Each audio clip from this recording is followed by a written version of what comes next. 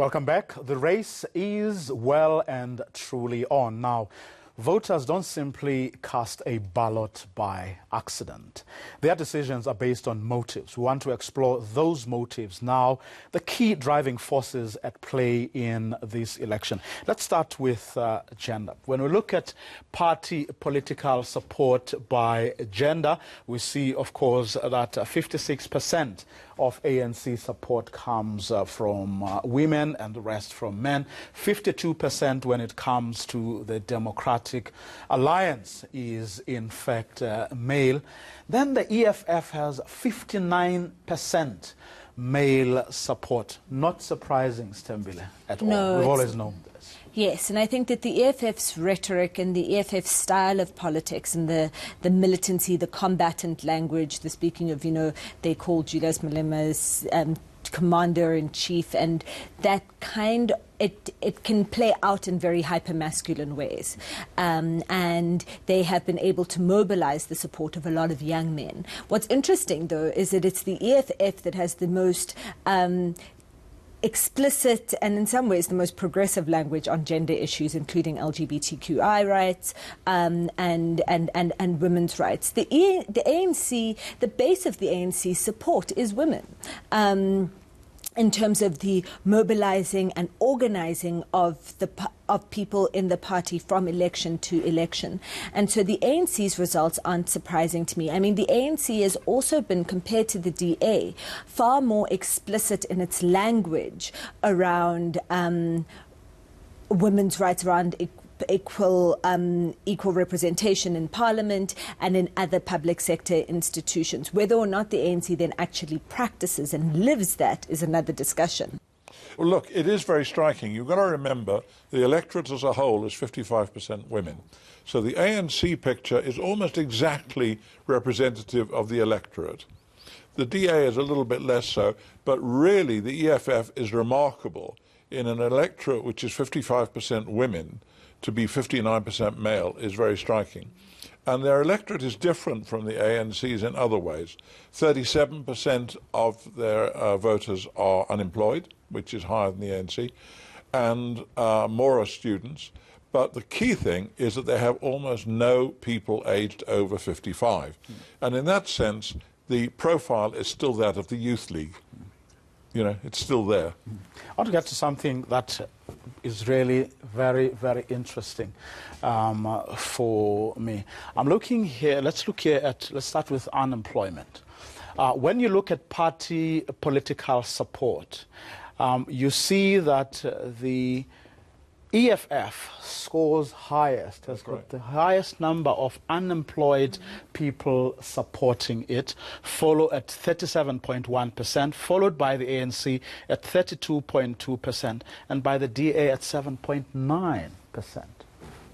Interesting, but unsurprising. Because we know that we've got a chronic unemployment problem.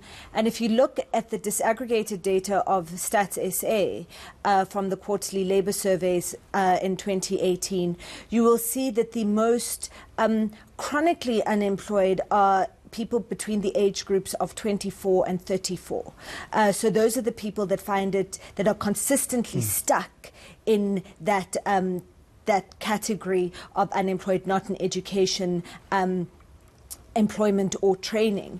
And so for those people, the kind of radical language that the EFF speaks about changing property ownership, including business ownership, about really shaking the economy and the foundation of it, those people will be attracted to the EFF's message, certainly. I'm looking then at people who are in full-time employment. Look how the picture changes.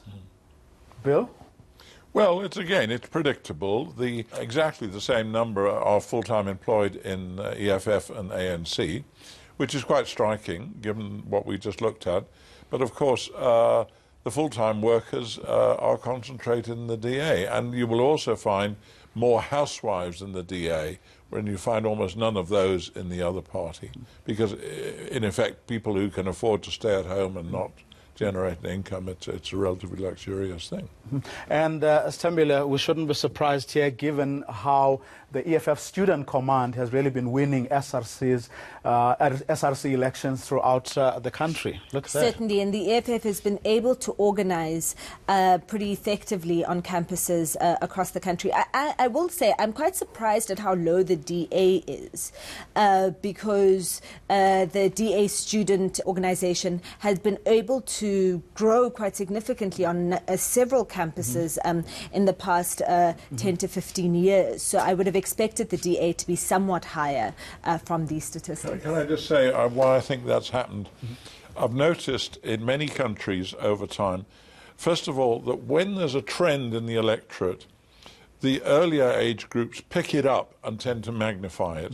So if the DA isn't doing well, that'll show up among young voters. But secondly, there is what I call a metropolitan effect. I used to study French politics, and it was always very striking that if there was a trend in the country, it would be magnified in Paris and in London, even in Britain and so forth. Now, something the same is going on here, so that Gauteng is exaggerating both of the trends we've seen. Now, I'm looking here at how people describe the way they feel about supporting their respective political parties. And what seems to be a common trend here is that all parties, this is the ANC, for example, 55.4% say they vote for this party because they believe in its principles and have confidence in it. If you go to the DA, that trend continues. If you go to the EFF, that trend continues. Now, it then means that these are people who are really committed to the respective political parties, doesn't it? One of the things which comes out of this study is that how an awful lot of people voting for example, the EFF, a majority of them favour privatisation and they don't favour expropriation without compensation. So they're absolutely against the policies of our own party. And in the DA you find somewhat similar things. So it doesn't follow necessarily that people's real beliefs and what they're supporting are aligned. Sarah? Look, I think that question, I suppose the wording of it can be a bit misleading. And I think that what this is indicating is that South Africans, when they have decided to support a party, are loyal to that party, no matter what. And so we see very little shifting of voters from a particular party or particular political allegiance to another, which is why voters, when they are unhappy or disgruntled with their particular party, will choose to stay at home rather than to turn out. And for the different political parties, what it means is that the party that can get its base out to vote is the party that will do the best relative to others. I think that what this shows, though, is that what the demographic that is of interest is that of people who do not feel aligned to any particular party, and that is really the demographic that could shift things in this election, is that if one of the political parties can be able to convince those people to turn out and to vote for them, that they may be able to really get the edge over others. That's what it boils down to, yeah. Bill, isn't it? That at the end of the day, political parties will have to ensure that their supporters or those who are likely to vote for them should turn up. And that is always the aim, but we find that, of course, there are a lot of non-response rates, and we found the particularly high non-response rates in Gauteng, 28%, and Western Cape, 27%, which are those two crucial provinces that we've noted before. And the problem is, to be quite frank, that when you ask people, they lie in South Africa. If you ask, are you going to vote? Huge numbers will tell you they're going to, and will tell you that they did, far more than actually do. And the reason is, of course, it's the politically correct thing to say. You know, you're supposed to vote, it's a good civic thing to do. So it's often very difficult to know. But that's why we filtered out those who either say definitely they'll vote or probably they'll vote, and discount the rest, because most of them won't vote. And that's where we're going to leave it for this episode. We are back at the starting blocks on Thursday evening. Until then, take care and remember, the race is on.